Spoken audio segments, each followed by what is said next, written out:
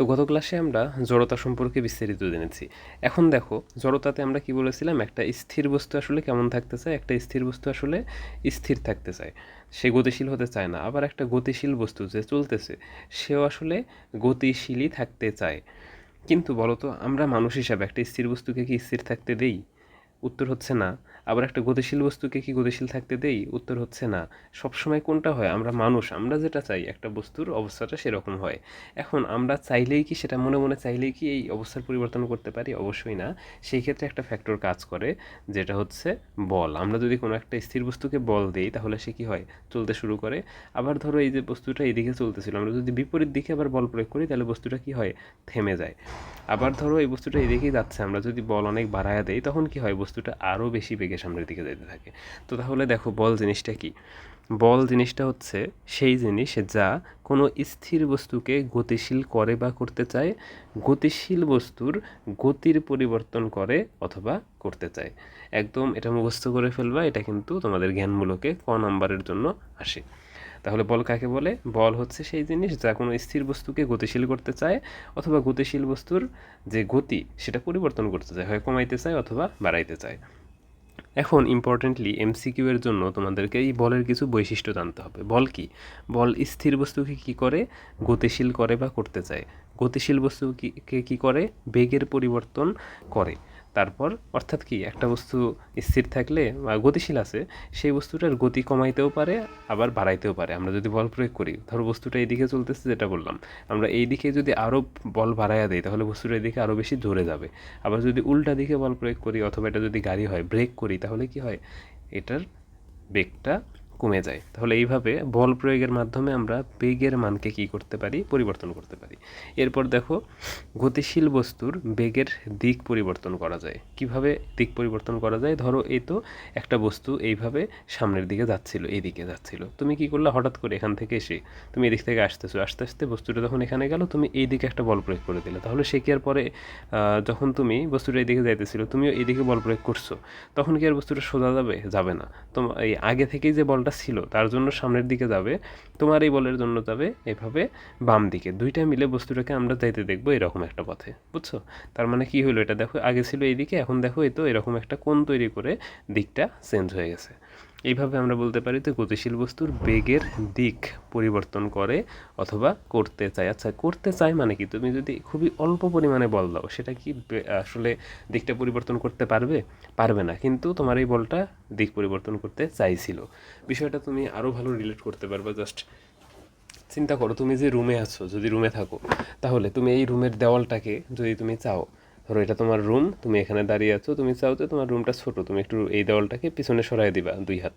তুমি যদি একে বল প্রয়োগ করো, বস্তুর এই দেওয়ালটাকে ওইদিকে সরে যাবে? যাবে না। কিন্তু তার মানে কি তুমি বল প্রয়োগ করো নাই? তুমি বল প্রয়োগ করছো, এর অবস্থানও পরিবর্তন করতে চাইছো।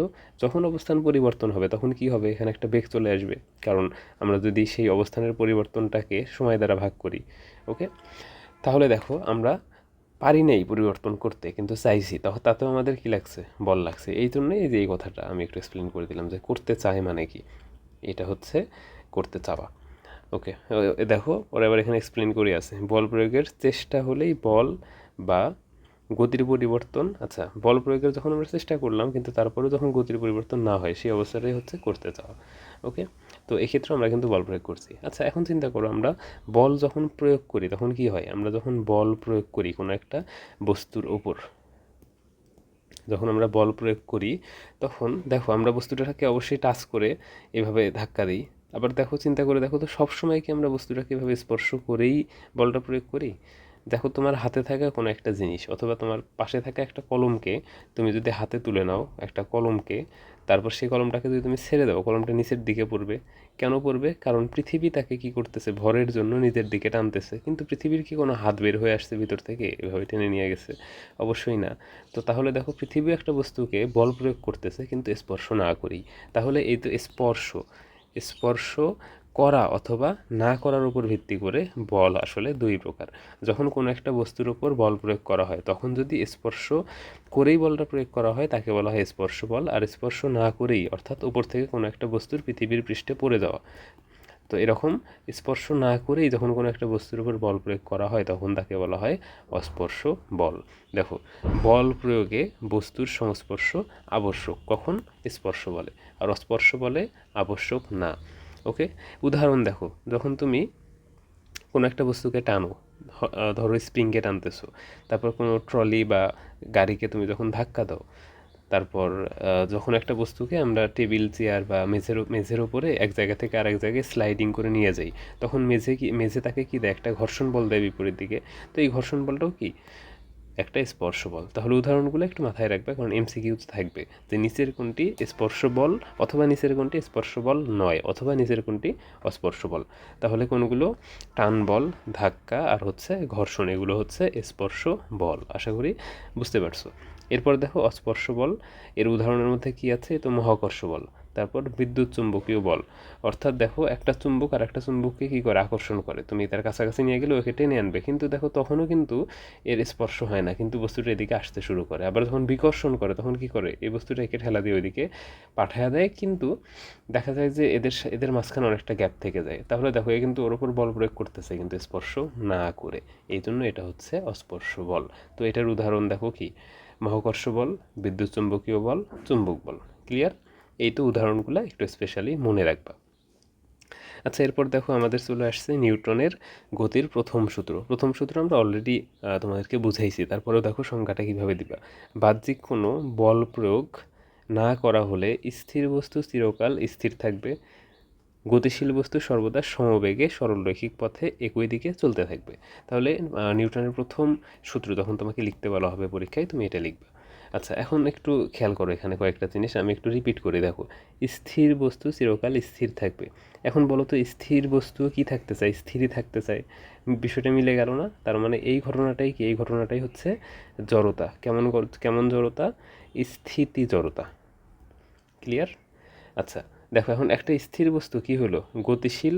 আচ্ছা দেখো, গতিশীল বস্তু সর্বদা গতিশীল থাকতে চায় বা গতিশীল থাকবে, এটাও কি? এটাও হচ্ছে গতি জড়তা। কিন্তু দেখো, আমরা কি বলছি? বল প্রয়োগ করা না হলে কিন্তু যদি বল প্রয়োগ করা হয় তাহলে কি স্থির থাকবে? উত্তর হচ্ছে না। যদি বল প্রয়োগ করা হয় তাহলে কি গতিশীল বস্তু গতিশীলই থাকবে একইভাবে, একই দিকে, একই বেগে? উত্তর হচ্ছে না। বেগটা কমে যাবে অথবা বেড়ে যাবে। আবার স্থির বস্তু যদি আমরা যথার্থ পরিমাণ বল প্রয়োগ করতে পারি তাহলে সেটা কি হবে? গতিশীল হবে। এখন যথার্থ পরিমাণ কথাটা কেন বললাম? তুমি একটু আগে দেখলা যে একটা অলকে তুমি চাইলেই বল প্রয়োগ করে সরাইতে পারবে না, তুমি পারবে না, কিন্তু একটা বুলডোজার বা এই টাইপের একটা বড় গাড়ি আসলে কিন্তু এটাকে পারবে। বুঝছো? এই জন্য যথার্থ পরিমাণ বল হইতে হবে, তাহলে কি হবে? স্থির বস্তু গতিশীল হবে।